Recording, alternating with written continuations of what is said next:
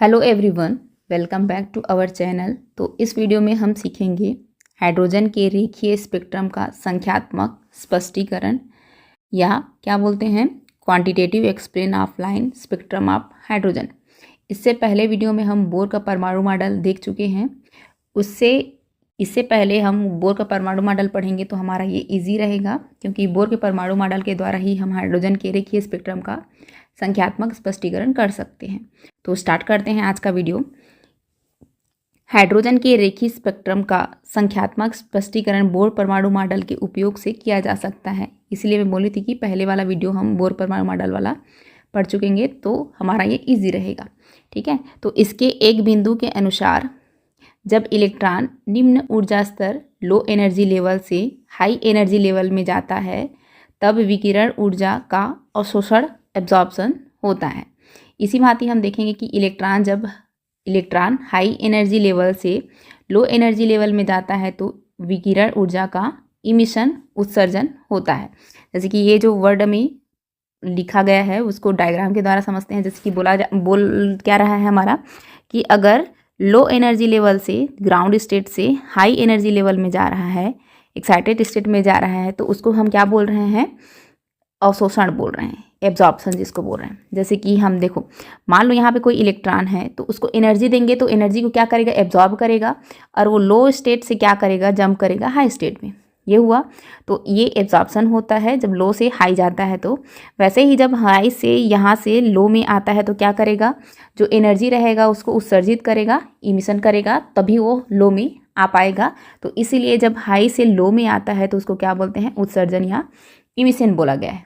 ठीक है, ये ग्राउंड स्टेट है, ये एक्साइटेड स्टेट है, या ग्राउंड स्टेट एक्साइटेड स्टेट ना लिखना चाहोगे तो ये फर्स्ट लेवल है, ये सेकेंड लेवल है, ऐसा भी लिख सकते हो। या क्या लिख सकते हो, ये इनिशियल स्टेट बोल सकते हो और इसको फाइनल स्टेट बोल सकते हो। ये हुआ। अब देखते हैं क्या होगा कि दो कक्षों ऑर्बिट के बीच ऊर्जा एनर्जी अंतर निम्न प्रकार से हम किस तरीके से शो कर सकते हैं। तो यहाँ पे दिया गया है del E equal to E F minus E I. तो ई एफ और ई आई क्या है, ई क्या है उसको देखें। ई तो हमें पता है कि एनर्जी होता है। अब ई एफ क्या है, एफ का मतलब होता है फाइनल स्टेट या एक्साइटेड स्टेट, जो हम बोल रहे हैं। पहले के लिए एक्साइटेड स्टेट होगा और दूसरे के लिए ग्राउंड स्टेट होगा। कैसे एक्साइटेड और ग्राउंड बोल रहे हो उसको देखो। जो फाइनल में रहेगा मतलब कि हाई एनर्जी या लो एनर्जी जिसमें भी जा रहा है, तो एफ मतलब कि फाइनल स्टेट बोलेंगे और आई मतलब कि इनिशियल स्टेट, पहला वाला स्टेट।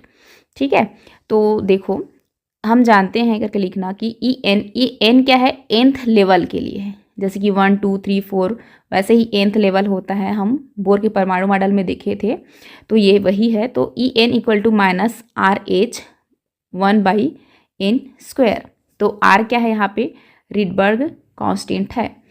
अब देखो यहाँ पे और क्या लिख सकते हैं कि अंतर को देख रहे हैं तो डेल लगाना है। तो डेल ई इक्वल टू हो जाएगा माइनस आर एच अपान एन एफ स्क्वायर माइनस ये हो जाएगा आर एच एन आई स्क्वायर। तो एन एफ और एन आई क्या है, हमारा इनिशियल ऑर्बिट है एन आई, और एन एफ क्या है, फाइनल ऑर्बिट, कक्षा जिसको बोलते हैं। तो प्रारंभिक कक्षा या अंतिम कक्षा बोल सकते हो आप हिंदी में अगर बोलना है। तो आर क्या है, रिडबर्ग कांस्टेंट है। अब देखो ये आर एच दोनों में है माइनस आर एच, तो उसको बाहर निकाल देते हैं आर एच को। तो आर एच को बाहर निकाल दें। अब देखो यहाँ पे माइनस है, माइनस क्या बचा है हमारा, अगर देखें तो माइनस बचा है एन एफ स्क्वायर माइनस, और फिर माइनस बचा है अंदर में एन आई का स्क्वायर। तो ये अगर हम इसको कोष्टक से बाहर निकालेंगे तो क्या हो जाएगा, प्लस हो जाएगा। तो प्लस हो जाएगा तो इसको प्लस को हम आगे लिख देते हैं और माइनस जो बचा है उसको बाद में लिख देते हैं। इसको एक दूसरे में अलग कर दिए हैं। ठीक है, एक दूसरे की जगह कर दिए हैं और प्लस माइनस जो भी हो रहा है हमारा उसको लिख दिए हैं। तो ये हो गया है एन आई 1/ni² माइनस 1/nf²। ये हुआ। आर एच का मान रख दिया गया है 2.18 इंटू 10⁻⁻18, और ये जूल में है। जब हम आर एच का मान रखेंगे 2.18 के रूप में तो जूल में रहता है। अब इसको हम जूल में ना रख के कुछ और आवृत्ति का, जैसे कि फ्रीक्वेंसी बोलते हैं, उसमें चेंज करते हैं तो क्या हो जाएगा हमारा, देखो फ्रीक्वेंसी अवशोषित एवं उत्सर्जित फोटान की आवृत्ति की गणना करना है अब। ठीक है, एक मोस्ट इंपॉर्टेंट क्वेश्चन है कि हाइड्रोजन स्पेक्ट्रा के लिए गणितीय व्यंजन निकालिए करके बोलता है। अब देखो क्या बोला जा रहा है कि del E equal to H nu हम तो बहुत बार पढ़ चुके हैं। अब यहाँ पे फ्रीक्वेंसी की गणना करना है तो ये न्यू को यहीं पे रखते हैं और एच को नीचे ले आते हैं, तो न्यू इक्वल टू क्या हो जाएगा, डेल ई बाई एच। ये एच है ना कि एन है, ठीक है, इसको सुधार लीजिएगा, एच है और ये भी एच है हमारा, एन नहीं है। अब देखो यहाँ डेल ई तो हम यहाँ पे गणना कर चुके हैं कि कितना होगा। अब नीचे में उसको क्या कर देना है, एच से डिवाइड कर देना है, ये हुआ। तो आर एच अपान एच और कोष्टक में क्या है, 1/n(i²) माइनस 1/n(f²). तो एच का मान यहाँ पे फिर से रख दिए हैं, कितना होता है हमारा 6.626 इंटू 10⁻⁻34 जूल सेकेंड। ये हुआ, इसको जैसा है वैसा ही उतार दिए हैं। अब देखो इसको हम अगर सॉल्व करते हैं तो क्या आता है 3.29 इंटू 10⁻50। अब यहाँ पे देखो ये जब कैलकुलेशन करने के लिए बोलेगा तो हम इसका मान रखेंगे। फिलहाल अभी तो हम सिंपल सा फ्रीक्वेंसी क्या होगा उसको देख रहे हैं। तो ये फ्रीक्वेंसी के टर्म में ये आ गया। तो फ्रीक्वेंसी का यूनिट क्या होता है, पर सेकेंड या हर्ट्ज में होता है। तो ये फ्रीक्वेंसी की गणना होगी। अब फ्रीक्वेंसी को क्या में करना है, हमें तरंग संख्या के रूप में। फ्रीक्वेंसी मतलब कि आवृत्ति की गणना कर चुके, अब क्या का गणना करना है, तरंग संख्या के रूप में गणना करना है।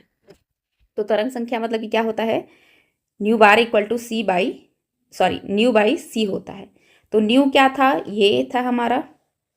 अब उसमें क्या कर देंगे, सी से मल्टीप्लाई कर देंगे, डिवाइड कर देंगे।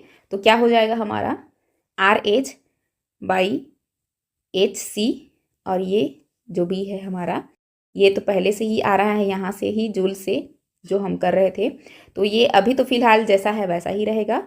जब हमारा मान रहेगा कि एच का मान ये है, फर्स्ट लेवल से सेकेंड लेवल में जा रहा है, सेकेंड लेवल से फाइनल लेवल में कैसे कैसे आ रहा है उसको अगर देता तो वहाँ पे हम पुट कर सकते थे। जो पहला लेवल था वो यहाँ पे करते और सेकेंड लेवल मतलब कि लास्ट लेवल को यहाँ पे पुट करते। ये हुआ। तो इसका मान रख दिया गया है एच सी, मतलब कि ये सी एच अगर नहीं रहता है तो भी ठीक रहता है, ठीक है, ठीक। अब क्या है, तो इसका मान रख देंगे तो क्या आ जाएगा, देखो ये c का मान होता है 3 इंटू 10⁸ मीटर पर सेकेंड होता है। और ये है हमारा जो यहाँ पे आया था उसको फिर से यहीं पे लिख दिए हैं, देखो ये हुआ, ठीक है। तो 3 इंटू 10⁸ से डिवाइड किए हैं तो हमारा ये वैल्यू आया है, इसका वैल्यू, और ये पहले से था ही। अब तरंग संख्या का यूनिट क्या होता है, मीटर पर सेकेंड, मीटर पर सेकेंड नहीं है, पर मीटर है ये, ठीक है, या प्रति मीटर बोल सकते हो आप हिंदी में अगर बोलना है तो ये अलग अलग रूप में पूछता है। अगर एनर्जी पूछेगा जूल के रूप में, 3 टाइप का है, यहाँ पे एनर्जी पूछता है जूल के रूप में तो ये देना है।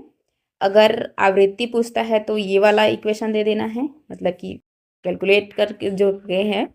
और तरंग संख्या पूछेगा तो ये वाला दे देना है, ठीक है। और एक पॉइंट पूछता है कि एब्जॉर्प्शन कब होगा और इमिशन कब होगा। तो एब्जॉर्प्शन मतलब कि जब फाइनल स्टेट बड़ा हो इनिशियल स्टेट से तो हमारा एब्जॉर्प्शन बोलेंगे।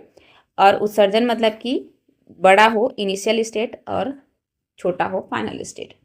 तो अगर डायग्राम में देखना है तो हम बोल सकते हैं, देखो एब्जॉर्प्शन और इमिशन तो यही है। तो क्या बोला जा रहा है कि फाइनल स्टेट बड़ा है इनिशियल स्टेट से, तो ये फाइनल स्टेट बड़ा ही है ना, ये तो छोटा है। और इसमें क्या बोला गया है कि इनिशियल स्टेट बड़ा होना चाहिए फाइनल स्टेट से। तो देखो ये इसके लिए इनिशियल मतलब कि पहला वाला स्टेप ये हुआ और लास्ट वाला स्टेप ये हुआ, तो ये तो बड़ा है ना हमारा एन आई, इनिशियल तो बड़ा है, तो इसलिए ऐसा दिया हुआ है। तो ये हमारा पॉइंट इतना में कंप्लीट हुआ। आई होप सबको समझ आया होगा। तो अगर क्वेश्चन आता है कि बोर के परमाणु मॉडल के द्वारा हाइड्रोजन के रेखीय स्पेक्ट्रम का संख्यात्मक स्पष्टीकरण कीजिए, तो ये वाला हमें देना है, ठीक है। तो ये वीडियो यही तक रखते हैं। नेक्स्ट वीडियो में हम इसका बोर मॉडल की सीमाएं देखेंगे। धन्यवाद।